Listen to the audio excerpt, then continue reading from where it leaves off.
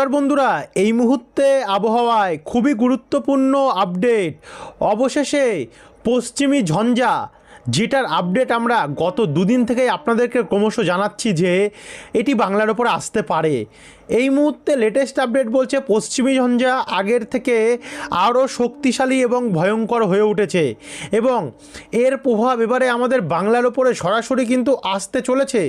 ইতিমধ্যে বিহার অবধি চলে এসছে, এলাহাবাদ, উত্তরপ্রদেশ হয়ে এখানে জব্বলপুর, এই সমস্ত সাইডগুলোতে কিন্তু এই পশ্চিমী ঝঞ্ঝার প্রভাব চলে এসছে এবং আমাদের উত্তরবঙ্গ, দার্জিলিং অবধি, এদিকে সিকিম অবধি কিন্তু পশ্চিমী ঝঞ্ঝা তার শক্তি বাড়িয়ে চলে আসছে, এমনটাই দেখানো হচ্ছে, এমনটাই জানছি আমরা নতুন আপডেট অনুযায়ী।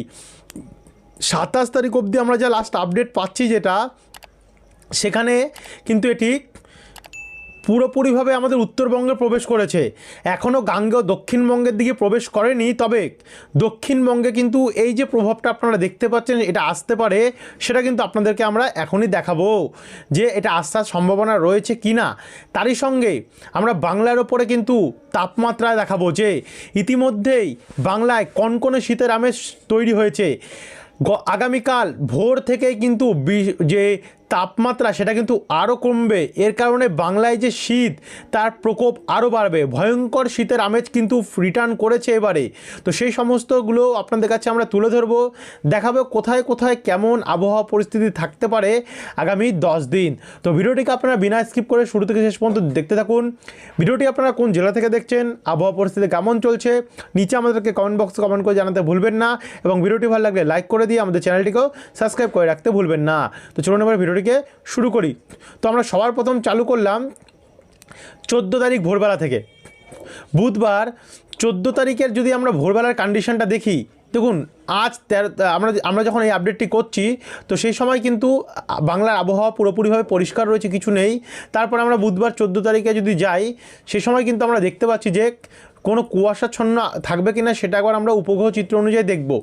উপগ্রহ চিত্র বলছে কোনো কুয়াশা বা কোনো মেঘাচ্ছন্ন থাকছে না, তবে উত্তরবঙ্গের শিলিগুড়ি, জলপাইগুড়ি এদিকগুলিতে কিন্তু আমরা হালকা মেঘাচ্ছন্ন দেখতে পাবো, কোথাও কোথাও কুয়াশাচ্ছন্ন থাকতে পারে। আর এদিকে অসমের গোয়ালপাড়া এবং গুয়াহাটি, এদিকে তেজপুর দিকটাতে হতে পারে।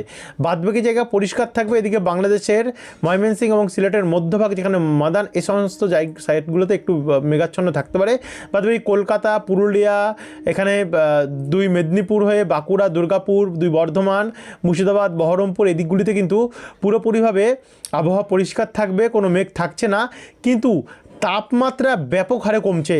বুধবার 9 ডিগ্রি থেকে 8 ডিগ্রির মধ্যে কোথাও কোথাও তাপমাত্রা নামতে পারে। এদিকে মিউরি দিকটাতে 8 ডিগ্রি নামছে এবং আমাদের পুরুলিয়া কিন্তু সরাসরি আমরা দেখতে পাচ্ছি 9 ডিগ্রি তাপমাত্রায় নামছে।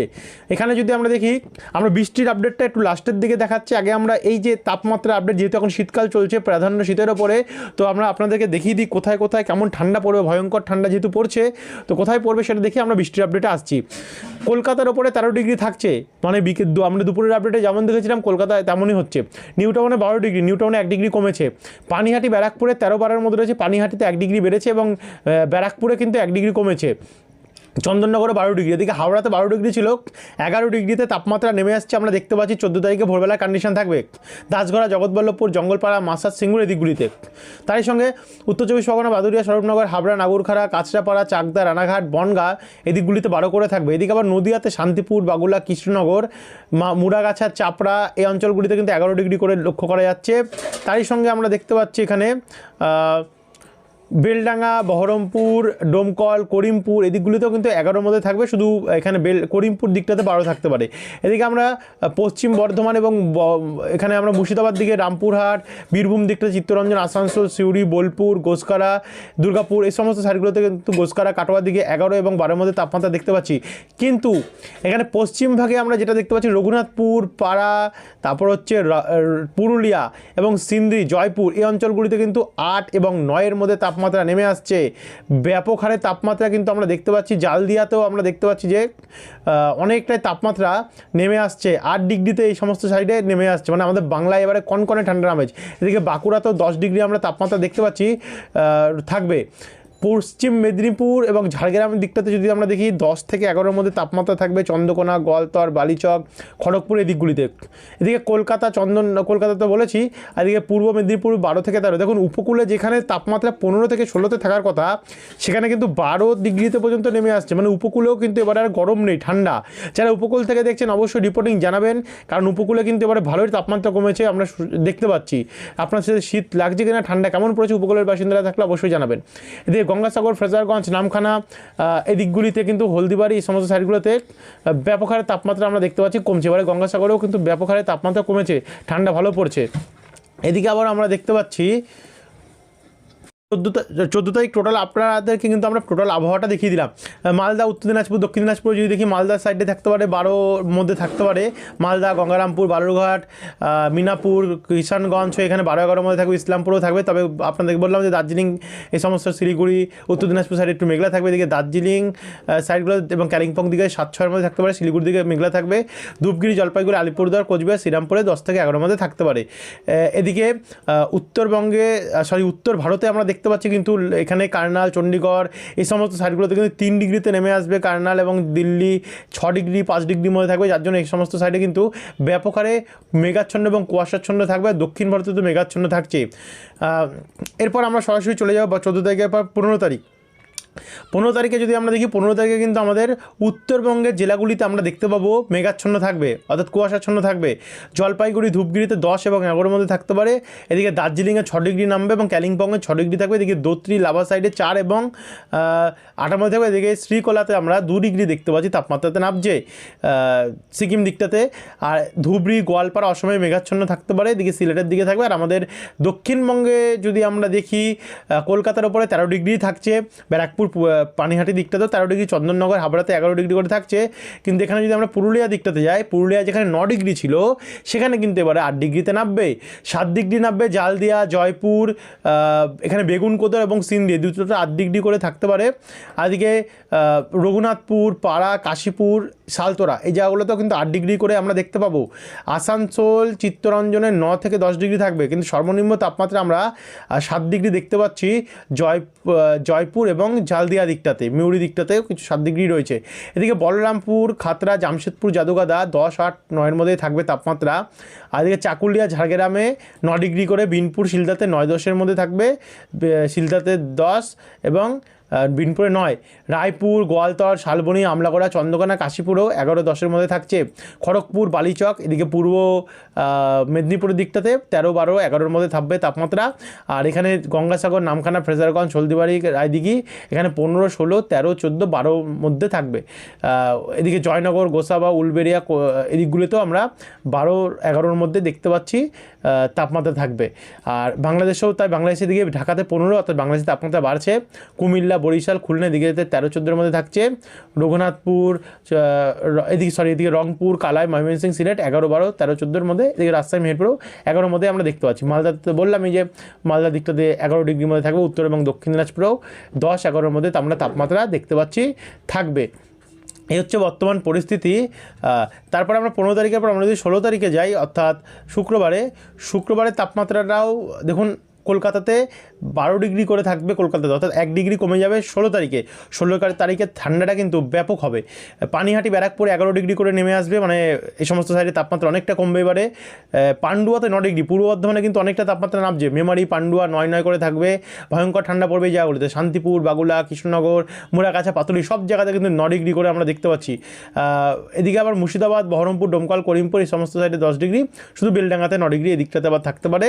রামপুরহাট, সিউড়ি, চিত্তরঞ্জন, আসানসোল এখানে 10 ডিগ্রি করে থাকবে। আবার ওইদিকে পুরুলিয়া, রঘুনাথপুর, পুরুলিয়াতে 8 ডিগ্রি আসছে। হুড়া, রঘুনাথপুর এদিকগুলোতে 9, 10-এর মধ্যে থাকছে। এদিকে সিন্ধিতে 7 ডিগ্রি থাকতে পারে। পশ্চিম মেদিনীপুরে আমরা 9 ডিগ্রি করে দেখতে পাচ্ছি। খড়গপুরে 10 ডিগ্রি, বালিচক, এদিকে চন্দ্রকোনা, গোয়ালতর, কোলাঘাট, তমলুকে 9, 10-এর মধ্যে তাপমাত্রা আমরা দেখতে পাবো। উপকূলতে থাকবেই অনেকটাই পরিস্থিতি যেটা তাপমাত্রা নামছে। আর উত্তরবঙ্গে যদি আমরা দেখি, উত্তরবঙ্গে শিলিগুড়ি দিকটাতে পুরো একদম মেঘাচ্ছন্ন পরিস্থিতি থাকতে পারে। শিলিগুড়ি, নকশালবাড়ি দিকগুলিতে, জলপাইগুড়ি, ধূপগুড়ি, কোচবিহার, আলিপুরদুয়ারে 10, 11, 12-এর মধ্যে থাকতে পারে। মালদা, বালুরঘাটেও 10, 11-এর মধ্যে থাকবে। সেম এদিকে রংপুর, কালাই, ময়মনসিংহ, রাজশাহী, মেহেরপুর 10, 11, ঢাকাতে 14 থাকবে। সিলেট, কুমিল্লা এদিকগুলোতে 13-12-র মধ্যে থাকবে। এদিকে আমাদের ত্রিপুরার দিকটাতেও কিন্তু আমরা 14-13-র মধ্যে দেখতে পাচ্ছি তাপমাত্রা থাকতে পারে। এই হচ্ছে বর্তমান পরিস্থিতি 16 তারিখ অবধি। এরপরে 17 তারিখে যদি আমরা যাই, 17 তারিখ নাগাদ কিন্তু দেখুন ব্যাপক হারে শক্তিশালী ঝঞ্ঝা আর প্রভাব আমরা দেখতে পাচ্ছি আমাদের ভারতের দিকে আসছে, যার কারণে পুরো উত্তরপ্রদেশ, বিহার, দিল্লি হয়ে এদিকে রাজস্থান, বিকানের এই সমস্ত সাইডগুলোতে কিন্তু পুরোপুরিভাবে মেঘে ঢাকা থাকবে। এদিকে জম্মু কাশ্মীর, লাদাখ, অনন্তনাগ, মানালি এই সমস্ত সাইডগুলো পুরোপুরিভাবে ঢেকে যাবে। এদিকে মাইনাসে চলে আসছে, -12, -8, -3-এর মধ্যে চলে আসছে, পুরো একদম এতটা পরিস্থিতি তৈরি হবে ঠান্ডার। তারপর আমরা আস্তে আস্তে করে 18 তারিখে যদি যাই, 18 তারিখে এই যে মেঘ সেটা কিন্তু আমাদের বঙ্গের প্রবেশ করবে, মালদা দিকটাতে প্রবেশ করে, মালদা, উত্তর দিনাজপুর, দক্ষিণ দিনাজপুর এই সমস্ত সাইডগুলোতে আমরা দেখতে পাচ্ছি প্রবেশ করছে। এই সমস্ত সাইডগুলোতে কিন্তু এমনই আমরা দেখতে পাচ্ছি পরিস্থিতি মেঘাচ্ছন্ন থাকবে, অসমে মেঘাচ্ছন্ন থাকবে।